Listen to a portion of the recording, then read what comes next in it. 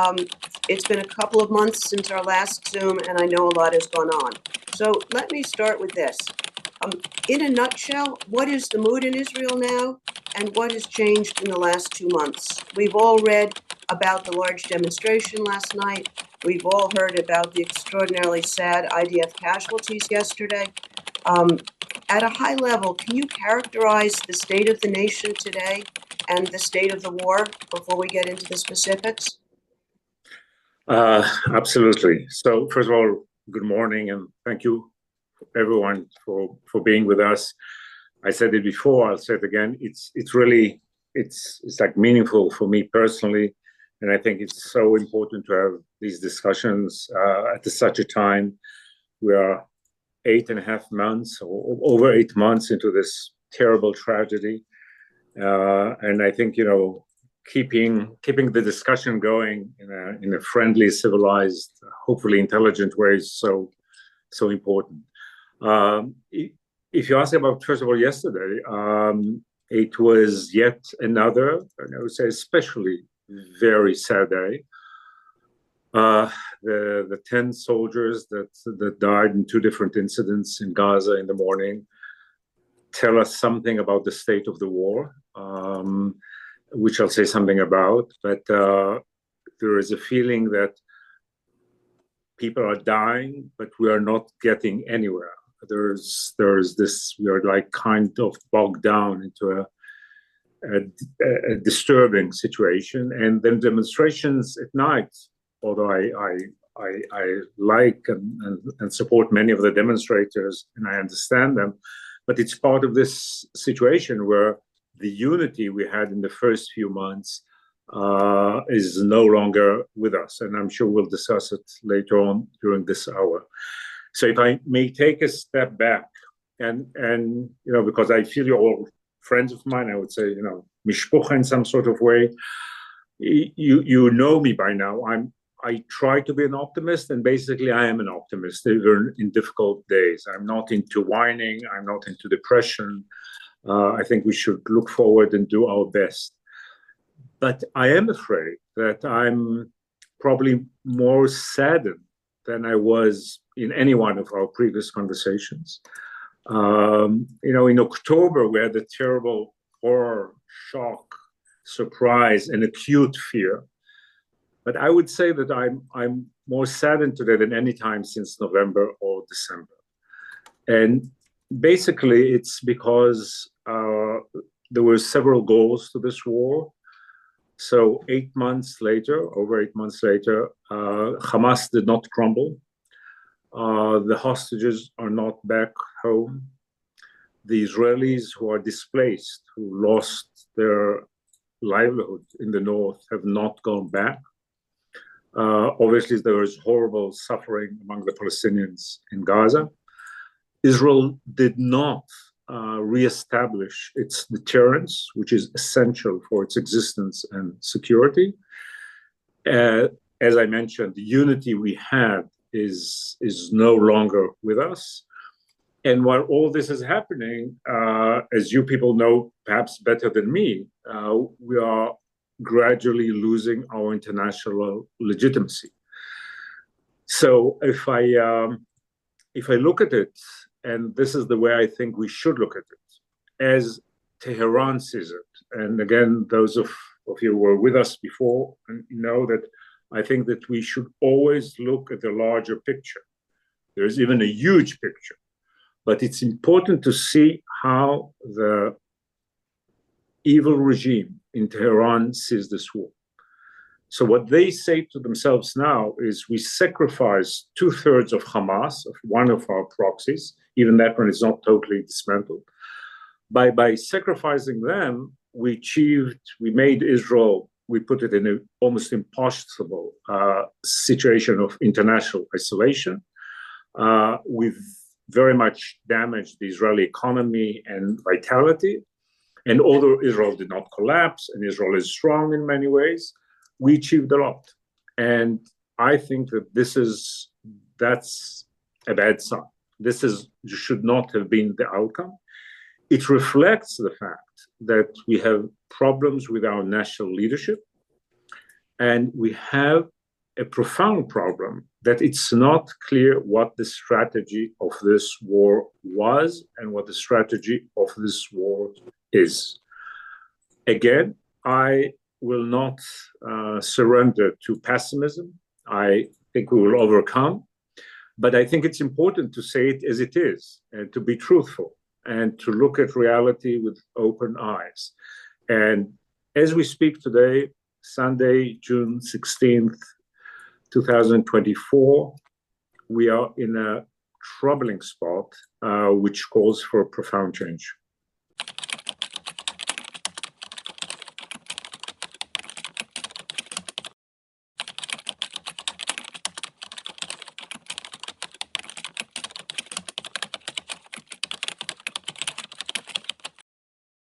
Is that people want two things. They want power and they want unity. When you're so scared, you want to be strong. So the yearning is for strength, for power. And there is a yearning for unity because people are fed up with the divisiveness that has led us to where we are. Politically speaking, the implications of the war are two. One is the collapse of the huge Netanyahu support. Netanyahu still has support, but even when he's slightly stronger than he was a few months ago, he's much weaker than he was throughout the decade, So basically, Netanyahu lost, I don't know, a quarter, a third, or half of his base. He's much weaker. The other implication is the collapse of the Israeli left. The Israeli left as such has actually died before October 7th, but now it's like terminally dead. People, after they experience what they experience, are not willing old-fashioned left-wing ideas. So if you take these two pillars of what's happening, the natural outcome is that the future political success in Israel will be to a non-Netanyahu right. The natural choice will be right-wing forces that are not Netanyahu. So there are three persons basically competing for that. Mr. Lieberman, Mr. Bennett, and Mr. Yossi Cohen. They are like the three natural candidates for the post-Netanyahu right. And on paper, and just not on paper, in a simple analysis, they have the better chance. Speaking specifically, we speak now about Lieberman, there's some sort of buzz regarding Lieberman in the last few weeks. So Lieberman is a very sophisticated politician who has two natural agendas. He's anti-Arab and anti-Haredi. So when he wants to go with the left, he remembers he's anti-Haredi. When he wants to go with the right, he remembers he's anti-Arab. And he, in many ways, he fits, and that's another reason for his possible success. He's very much like the right-wing populists of Europe, perhaps in America, a combination with a rather able person. Now, he's an intelligent, I think he has weaknesses. The problem, I think, that he may have, he's still perceived as a Russian immigrant, although he immigrated 50 years ago. His life was, let's put it this way, colorful, and that there are some certain question marks there. So right now there is a buzz regarding him. I think he will be strong. Whether he'll be the strong man of the post-Netanyahu right remains to be seen. But I want to point out the implications. If people like Lieberman will replace Netanyahu, the outcome will be, in your country and in the world, that we will get a grace period of 3 months for not having Netanyahu, who's so hated by many people, rightly, wrongly, I'm not getting with it. But that grace period will end shortly because the new right is into the one-state solution. It cannot even have any flexibility with the two-state concept whatsoever. And because the world has lost its patience with us, because the world now wants something on the Palestinian issue, this new right will have a serious problem. So that's on that. Now talking about Mr. Gantz. Mr. Gantz, in a sense, is the anomaly here because he's a centrist. Originally he was like even center left, but became a centrist. He's the source, I think, perhaps I've mentioned it. Mr. Gantz's appeal is a natural healer. He's not a killer, and it remains to be seen whether he can become a leader. And the people, the attraction, his success so far is based on the fact that people want an antidote to the Netanyahu era.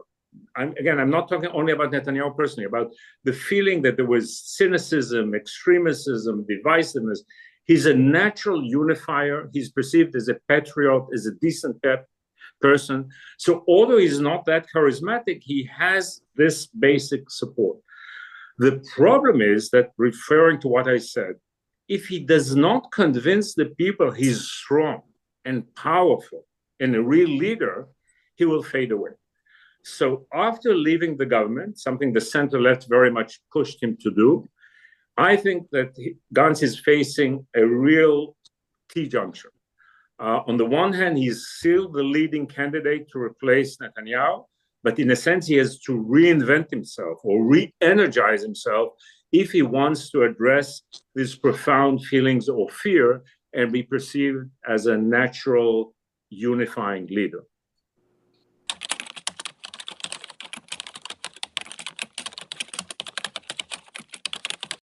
First of all, if you want to say what's dividing the nation, one, it's still Netanyahu. That's the most divisive issue. Two, which has to do with it, whether we want immediate elections or not. Like the majority in Israel would like to replace Netanyahu, but not right now. So that there is the election issue. And the third has to do with what you just mentioned. I think that basically the center left feels that we have to suspend the war and therefore go with the Biden initiative. We'll get into it in a second. While the right wants this absolute total victory that Netanyahu is talking about. Gantz is talking about real victory, and Netanyahu is talking about total victory or absolute victory, and this is like where the differences are. Talking of, again, the Biden plan. Again, if you want like the background of this was actually initiated by the moderates in Israeli government, Gantz, Eisenkot, the military, Gallant. They somehow were able to manipulate Netanyahu into supporting it, and then Biden outed them. He did the kind of outing for Netanyahu, so call it what you want, okay? But the Biden plan is I think, a fair description. Basically, I don't want to get into the details. I think the details are less important. The logic of the Biden plan on this track is suspend the Gaza war and get the hostages back, prevent the war in the north, and go for a Saudi peace deal, with the implication that all these three will create a kind of strategic turnaround. So the people who support this actually acknowledge what we said before, that the war did not go that well.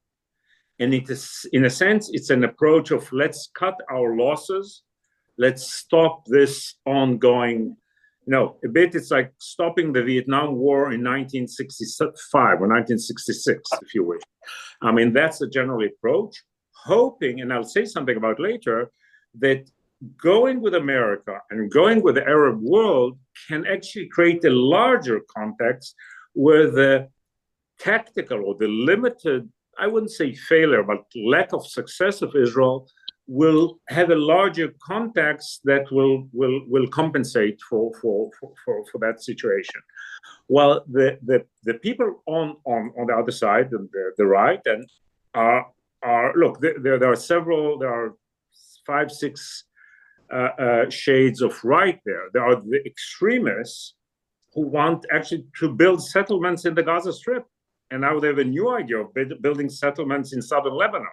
So we have this, I mean, thank God they are a very extremist group, but they're an extremist, they are there and they have influence over the government. I think that what Netanyahu hopes for, and I think I know what I'm talking about, he has some sort of hope that we will weaken Hamas a bit more. The metaphor used is that the terror organization will not be boulders or rocks, but will be like small stones. And then there will be a basis for bringing in the Arabs. We may discuss it later. I think there is a good reason to feel or think that the real Netanyahu strategy is to wait for Trump. I mean, to gamble on a Trump victory. One, buy time. Netanyahu is a world expert in buying time, and two, wait for Trump, and then hopefully later on, under Trump, we'll have the Saudi deal and some other terms, and actually it won't be that different from what I just described about the center left, but it's sometime in 2025. So I think that's the idea. Now the problem with the Biden plan, again with this general logic, is first of all Hamas would not do it, and we have to acknowledge it. And here it's a reflection of two troubling developments.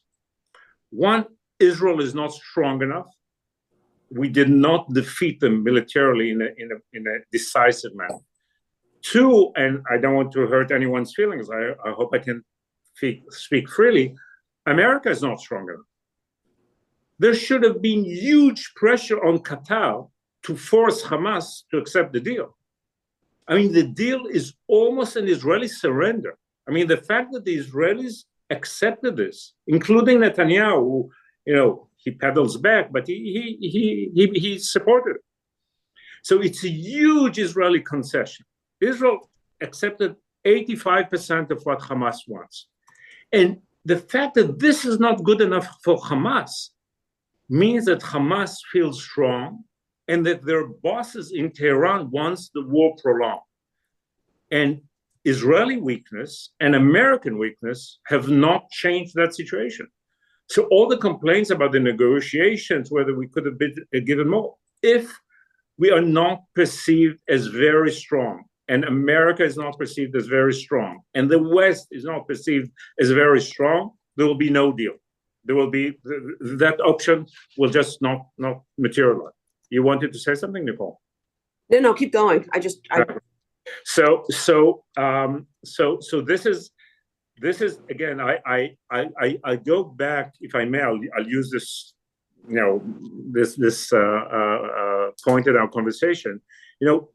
One of the most important thing that has happened since our previous conversation was the Iranian attack on Israel on April 14th. It was a week after our previous conversation. Now, again, it got lost in the plot. It was like a one-night drama, but it's huge. Because what you saw that night is, on the one hand, the great success of Israeli technology, to the great success of American Arab-Israeli cooperation. That's the good news. But you saw that Iran has become a regional power. And they have more ballistic missiles than any other nation in the Middle East. And you understand that Iran went for a very sophisticated strategy, which is three-tier. One, gets nuclear, and they're already a nuclear threshold nation. Second is acquire this astonishing capability, conventional capability, which is not as good as American and Israeli technology, but it's good enough. And it's in masses. It's masses. And you saw it that night. And the third one is building these 5 bases of terror around Israel: Yemen, Iraq, Syria, Lebanon, and Gaza. So all the talk about Gaza and Hamas is so limited. And I must say, I'm so angry at my government for failing in telling the world what the real story is. It's a regional war with global implications. It's not about Israel and the Palestinians. We are like, the Palestinians are used here. The Iranian agenda is to destroy the Jewish state and enslave the Arab world within a decade. That's the agenda. This is what the war is about. And this is how we should see it, and this is how we should treat it, and this is how we should fight it. So sadly, at this point of time, as I said at the beginning, the Iranians look and smile. They smile. So we have tactical successes. We destroyed their missiles when they came here. But strategically, they are getting stronger and stronger. And the war so far has not weakened them dramatically.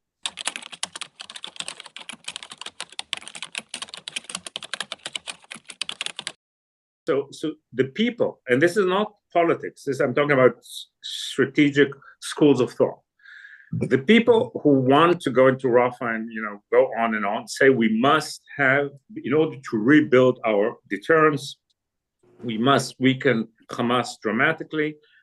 We've done good enough, pretty good, but not good enough. Again, we basically dismantled most of their regiments, most of their military structures. But as you can tell by yesterday's events, the insurgency, the guerrilla fighting is there. So the feeling there is that you go on and on. By the way, these people who are like the hawkish strategists, what they have in mind is Israel's victory over the Second Intifada in the West Bank 20 years ago, where people said we cannot do it, and we managed to do it. The only problem with the circumstances, there was a slight difference, because in the West Bank, you had the alternative of a Palestinian Authority. So when you weakened the terrorist organization, you had the Palestinian Authority, at that time led by Salam Fayyad, my Palestinian hero, and you had international activity in creating an alternative to extremism in the West Bank. Right now, because the Israeli government won't let it and the Arabs don't walk in, there is no political alternative to Hamas. So, and there is no military possibility to chase every terrorist. There are millions of people there who are angry and hate us, and there's a lot of arms. So it's not quite clear what another 2 months of fighting in Rafah will achieve. The other school of thought, which I happen to agree with, is let's try to stop it, because the danger of the war, if the war in the south is prolonged, the danger of an eruption in the north is greater. But I want to make my point of view clear. I totally agree that eventually we need that absolute total victory. Hamas is an evil organization, and we have to the bottom line at the end of the battle has to be victory, but total victory. But you have to be realistic and see what can be achieved by military means at a certain point, and you need a political and diplomatic dimension to the war, which we don't have so far. So my attitude personally would be, try to limit it now. This is different than what I thought 3-4 months ago. Try to prevent the war in the north, but then build up and prepare for a larger struggle probably later on.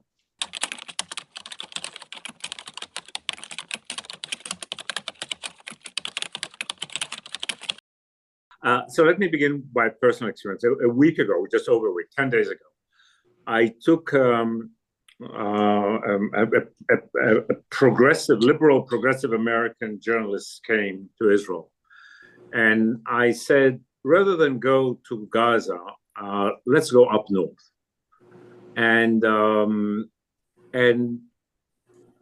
I didn't pre-plan it, but as we were driving there, it occurred to me that the north is so clear-cut.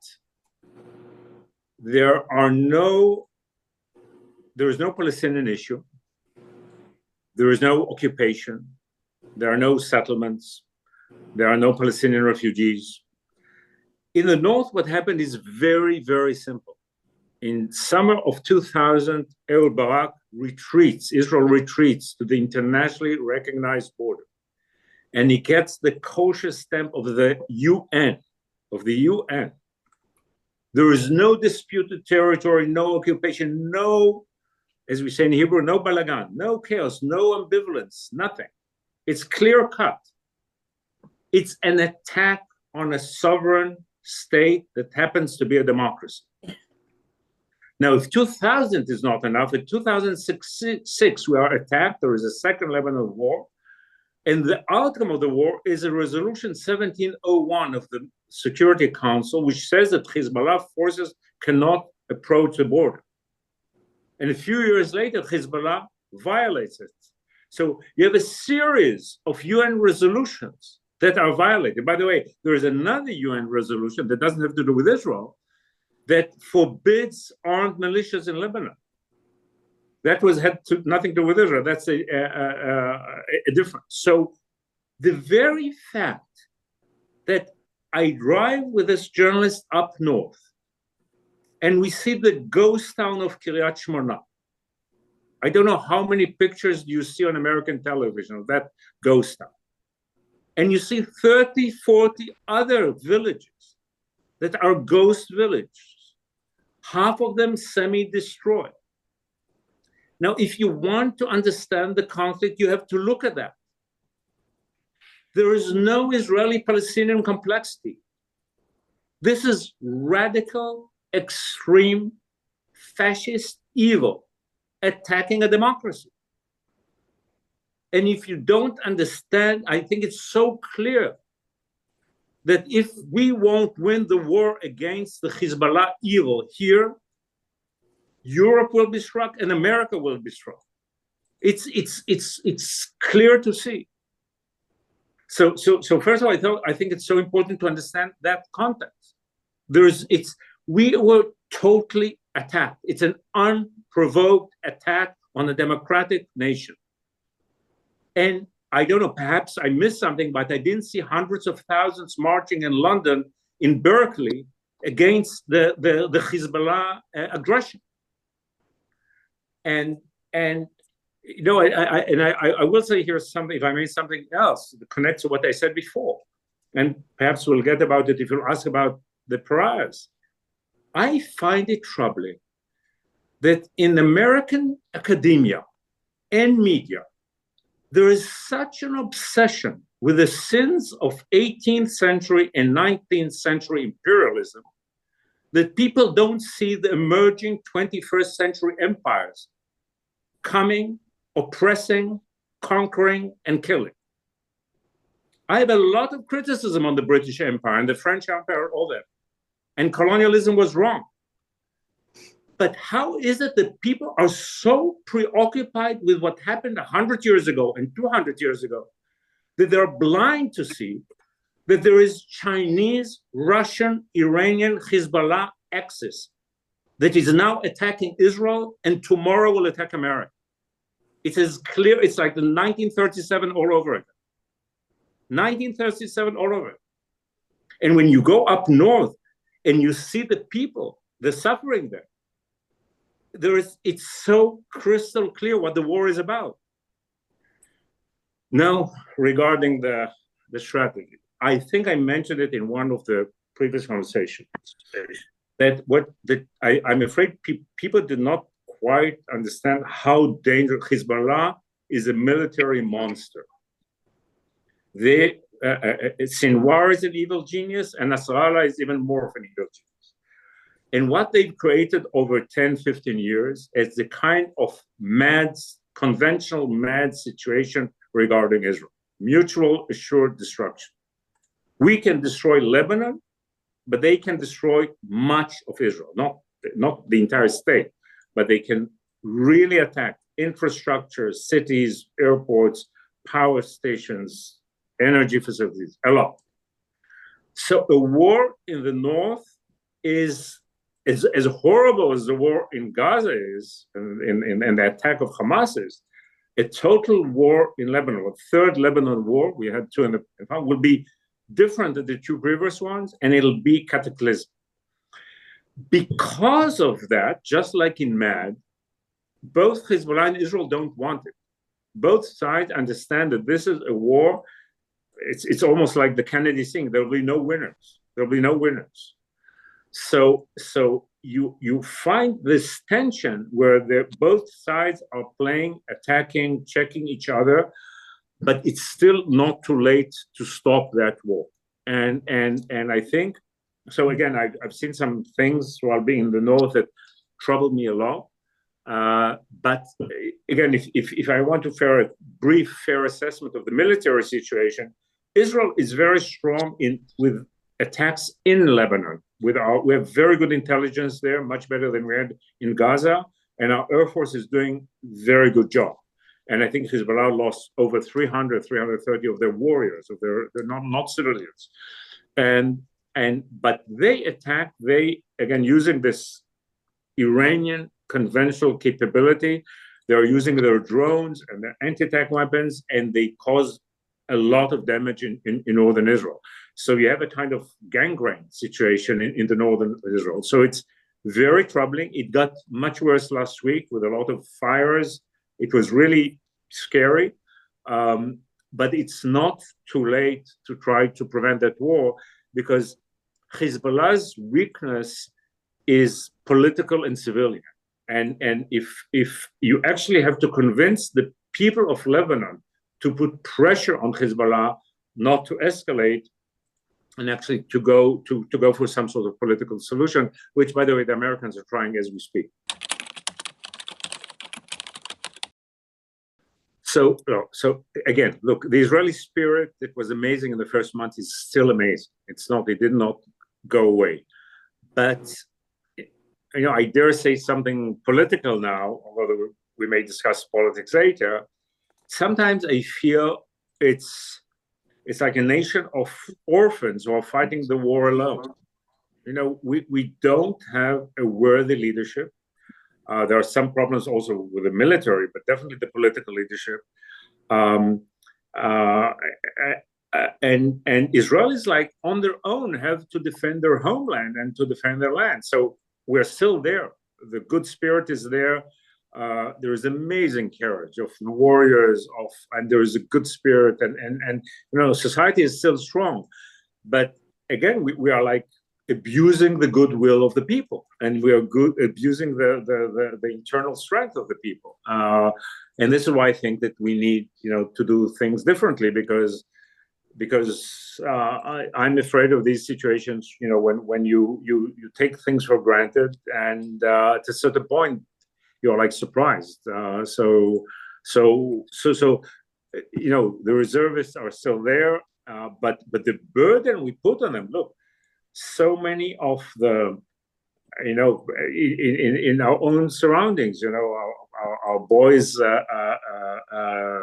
trainer, our teacher here, so many businesses are falling apart. People, ironically, the Israeli reserve system is like an amazing civilian commitment of people who are defending their democracy in a way that I think few people around the world do. But we cannot expect them, to do what we have to justify their sacrifice and courage.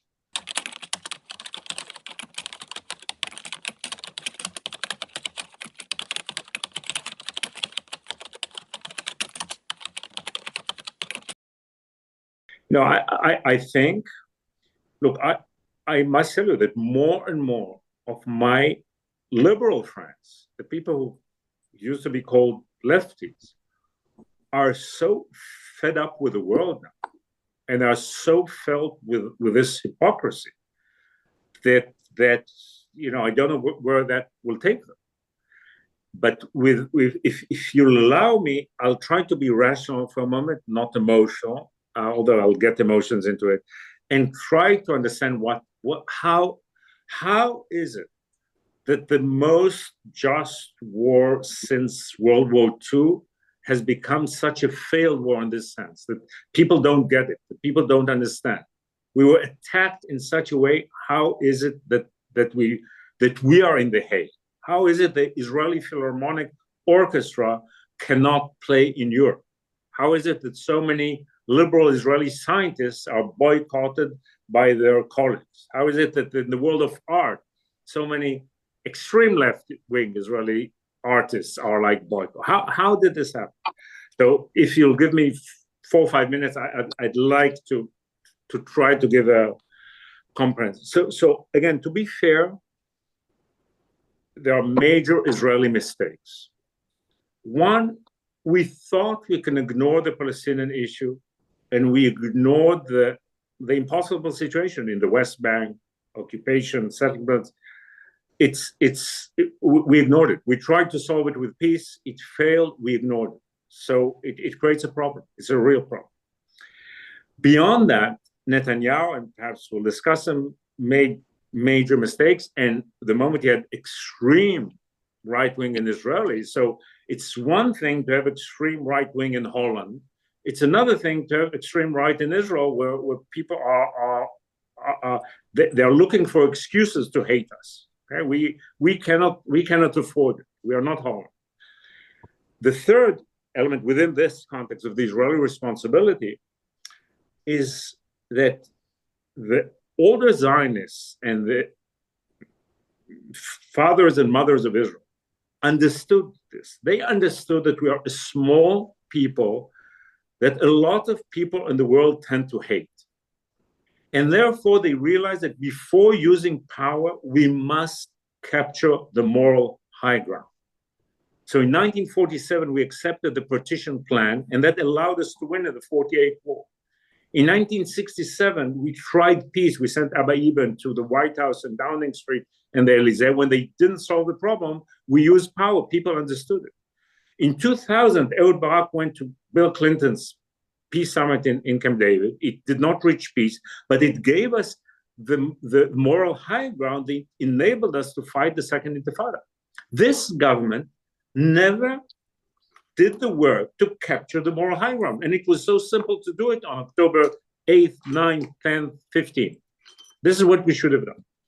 After saying this about Israel, I want to talk about the larger issue. One, it's no doubt that anti-Semitism is back in a big way. We all wanted to hope it's over. We all wanted to ignore the fact that we lived in the best period ever in this sense. But nearly 8 years after the Holocaust, or the end of the Holocaust, as I said in one of our previous conversations, it was like chemotherapy to cancer, and the chemotherapy is losing its impact. Combined with world disorder, the Jews were always in danger in times of revolution, and Jews always needed world stability. The moment there is instability, there is discontent, and there are revolutions, the Jews are the first ones to be in danger. So the combination of the time that has passed through the Holocaust and the fact that we live in an unstable world that is simmering with hate, discontent, creates the new attack on the Jews. And I think it's so important that any discussion on Israel and on this issue has to begin with acknowledging that just like racism and xenophobia and misogyny and anti-Semitism is now a huge, huge factor. The monster is back. And don't be mistaken by the fact that many Jews are successful. The Jews are now targeted. All Jews are targeted. And this is factor number one, or if I'll say, after Israel's mistake. But then I want to go into the larger issue. I think there is really a kind of Western pathology. Now, where Israel is just one case. And the pathology has two elements to it. One is the inability to address third world evil. So it was true already when Pol Pot murdered the Cambodians. It's definitely true when Assad is gassing his own people. It's true in Sudan, and it's true in everywhere. If there isn't an attack on some Western force, people are not, there is a kind of, it's a different kind of racism. There is no ability to address forces that are problematic, that are aggressive in the third world. The other side of it is that there is loss of appreciation of the achievements of the West. As I said before, many sins of the West, imperialism, colonialism, slavery, Holocaust, all this, but the West is not the worst ever civilization, and what may replace it will not be any better. So the inability of young people in Harvard and Yale and Columbia and Brown to appreciate their ancestors, the Jeffersonian democracy, what America did to the world. Didn't America have sins? Sure, we know what they are. But America gave the world so much. And recently it gave it its best 80 years with the Pax Americana. So the inability to see this and the need just to be critical and judgmental regarding Western forces without seeing the larger context. And this is when you have these new empires emerging that are a decade away. So I think that what we see here is, again, Israel made its own mistakes, but the combination of the golden era of post-World War for the Jews is over, as was written about in America. In many ways, the golden era of the Pax Americana is in danger, and all this come together around the Gaza war.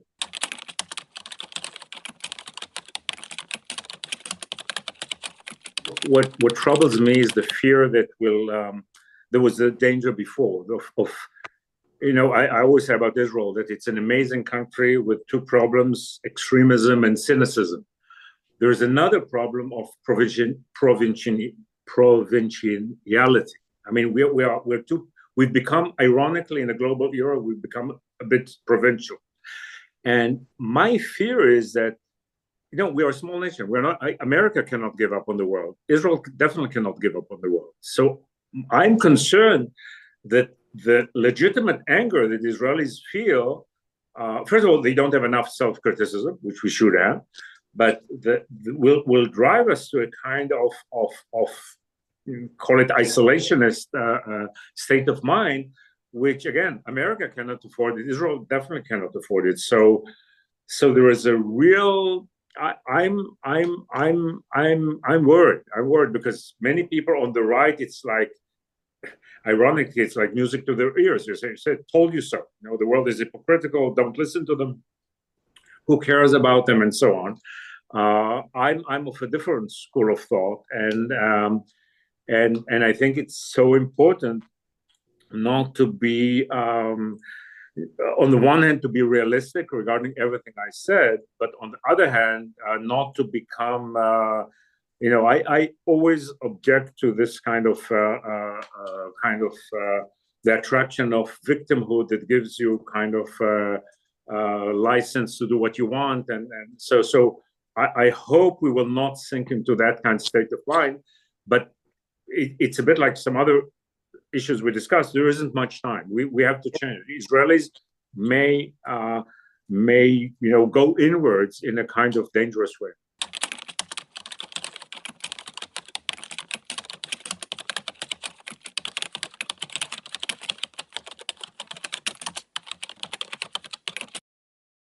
I have two traumas in my memory.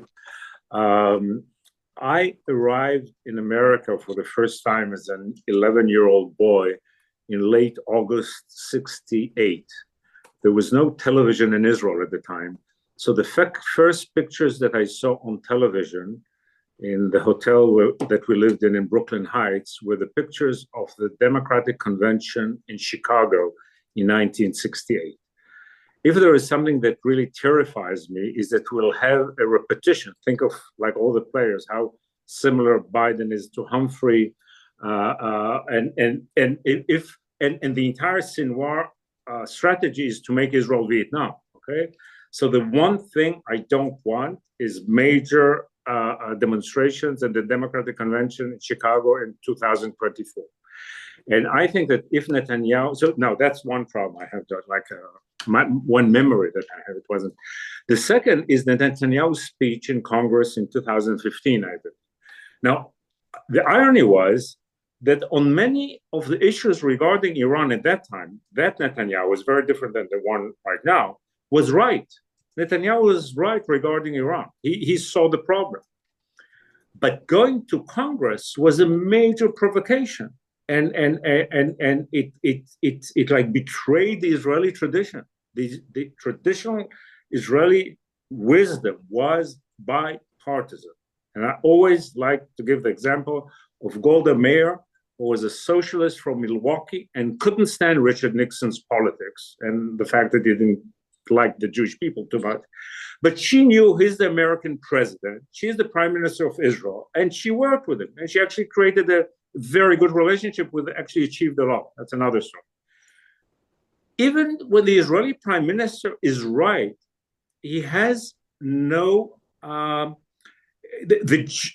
Jewish situation, the Jewish condition, the Israeli condition doesn't give him the license to gamble with the future of the nation. You just don't do that.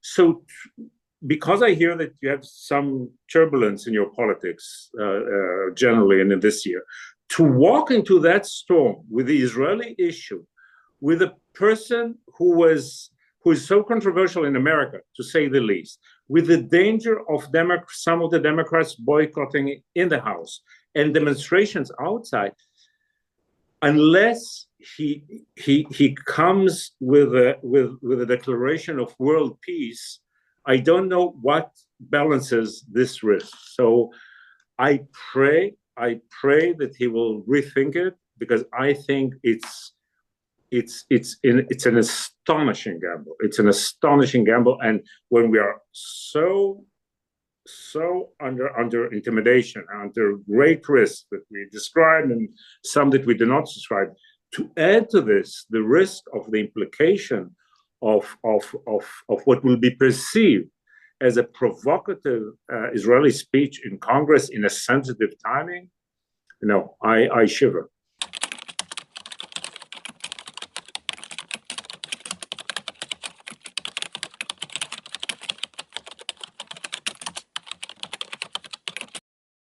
So I'll try to make it brief. First of all, leaving the war aside, one of the major challenges Israel has is how to integrate the two great minorities, the Arab Israelis and the ultra-Orthodox. You cannot, these two minorities, for different reasons, were like put in a kind of special arrangements. When they were small minorities, now they are growing minorities. They are going to be, the Haredi were 1%, they are now 11%, they're going to be 20%. You cannot, the old arrangements don't work. So that was true before the war. After the war, it becomes much more dramatic for two reasons. One, we need soldiers. We need soldiers. We need a much bigger army. So you cannot have this luxury of the Haredi not being in the army. But beyond that, what has immediate effect, we talked about the reservists. If you are asking a 27-year-old a student or a guy with a business that has just started to go for 40 days and then another 40 days and then another 40 days and risk his life, the equality is not just a matter of values, whether liberal or social justice.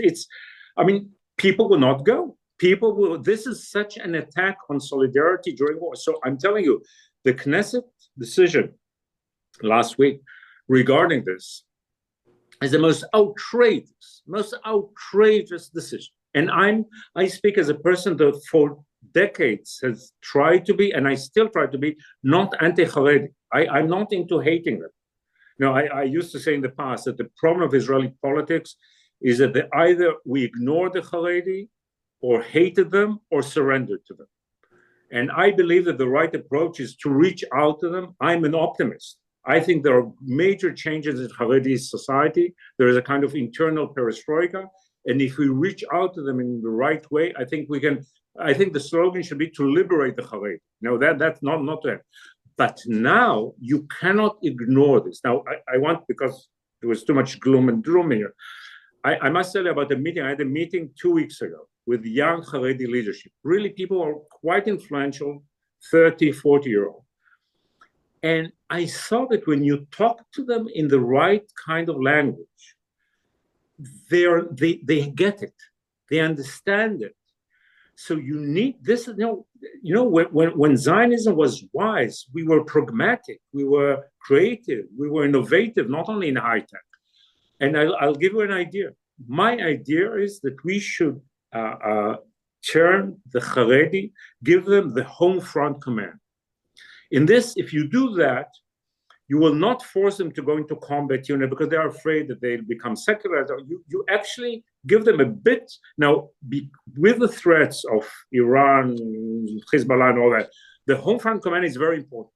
If you do something like that, which is creative, but respects their fears, but on the other hand, demands of them to change and join and serve. Look, in my conversation with this group they were brilliant people. I think that such ideas can create change, but as it's a make or break moment. There was so much pathologies in the way we ran our politics and society that the war exposed them, and now we either have to heal them or they'll endanger our very existence. So this is one of the major ones. Once again, I try to be optimistic. I think that with the right kind of leadership, you can actually have a new dialogue. Right now, it's going the wrong way.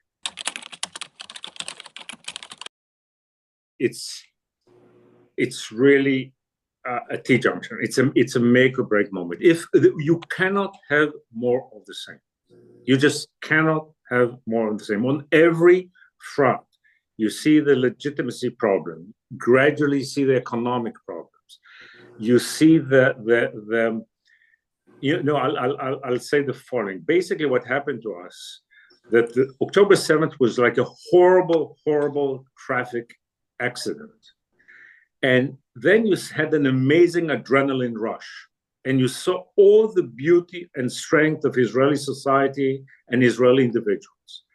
And 2023, although traumatic, we did relatively well. 2024, everything went downhill. I don't want to open a new issue, but I can say that also about America's role. I think that in the first few weeks and days and weeks and months, America played a very impressive, positive role. In 2024, it stopped happening. Whether it's Michigan concerns or other concerns, there is no, but the same happened with the Israeli politics. There was the unity cabinet and war in the beginning in 2023. It gradually disintegrated and now it fell apart. And so in my mind, I'll say the following. I think that we still don't comprehend how huge this historical event is. I think this is one of the problems of people in the West to understand what's going on. I think that my hope lies with three facts. One, that eventually Iran, the Iranian regime, which is pure evil in my mind, I think eventually it will have to crumble to its Arab modernity. What's happening in the Gulf and Saudi Arabia is a source of hope. Three is the wake up of the West. The West has to wake up and understand that what's happening here is the beginning. It's the first of the Second Cold War, which can get even worse. And we have to join the strong forces in the West that will wake up, and the West has to endorse us. And I think that, again, being a believer in the Zionist movement, in the Jewish people, and the Israelis, I think that once we understand that and we mobilize our forces and galvanize our society and make profound changes in our politics. And again, it's really not a question. You want some optimism? It's not right and left anymore. It's really not right and left. I think that you can now unite 70, 80% of Israelis around a unity government, a tikkun government that will rebuild the state, will rebuild the army. We need a huge project of military buildup. We need to build up our internal legitimacy, external legitimacy. I think it can be done, and I think it must be done. must be done.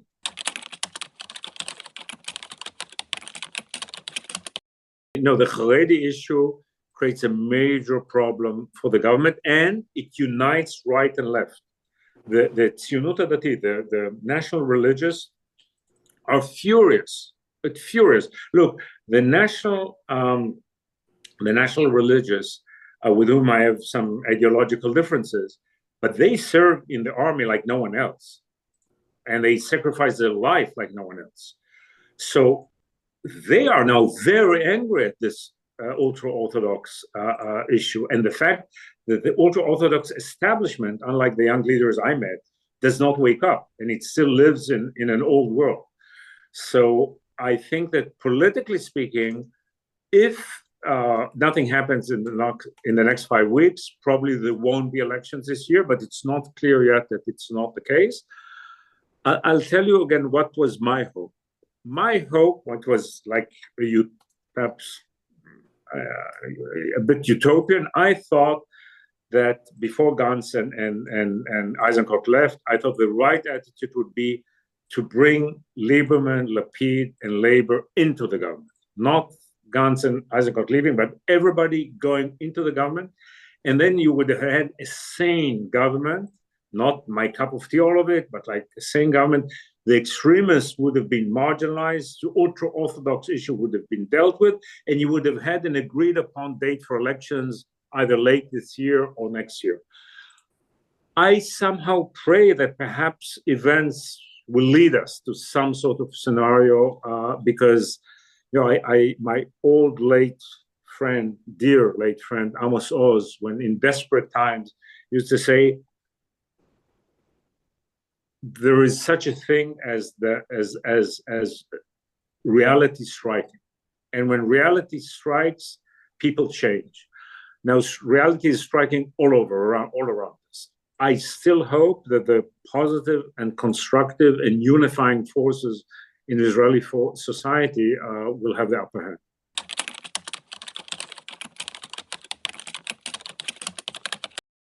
I think this is the most crucial issue. By the way, I think this is also where the solution is. I think that,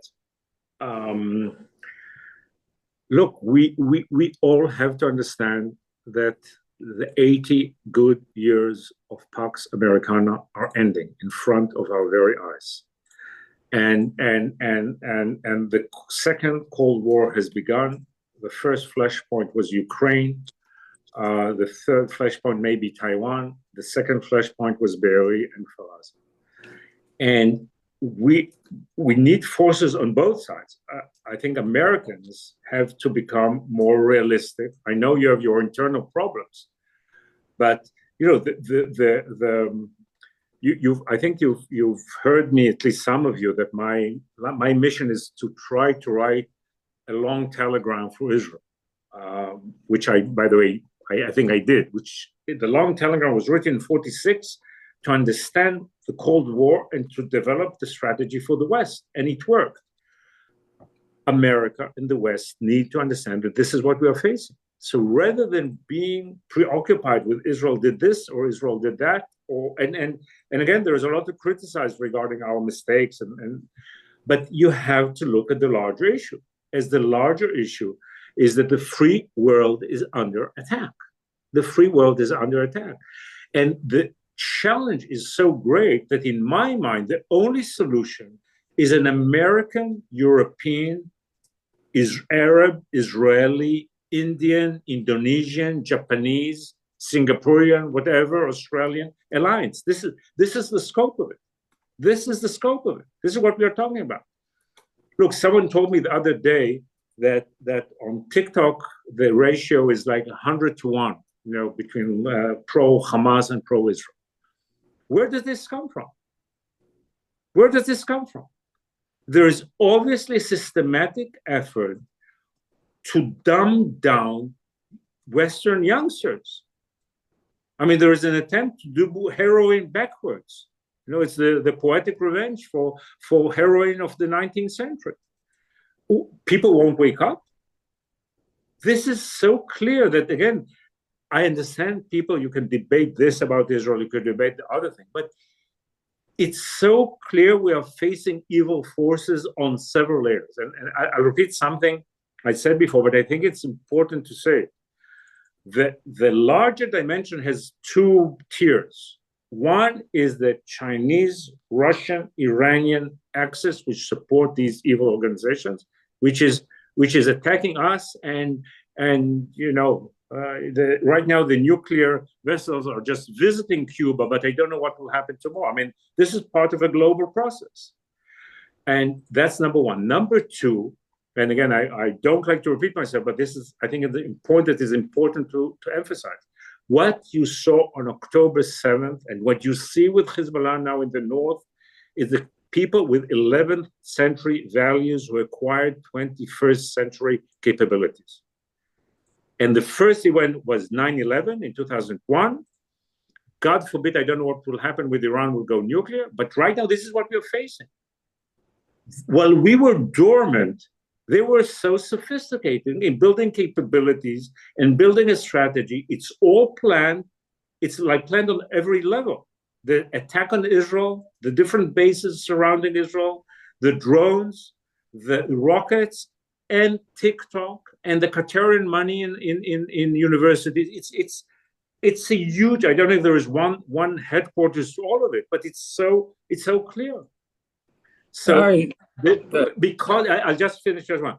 Because the problem is so huge, again, being a believer, I think that we all have to unite now to work together into fighting this global issue and see the Israeli-Hamas war right now as part of that context.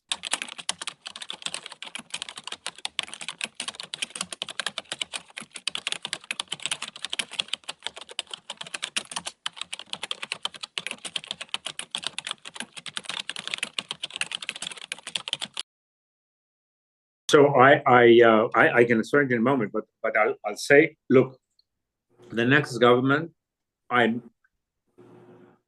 we don't know what will happen, but I think it's highly probable will be a center-right government. Okay, I mean, there is no meaningful left in Israel. There is now Yair Golan is rebuilding the left, but it'll be 7%, 8%. And the question is, will the centrist bloc be more dominant, or the right-wing bloc be dominant?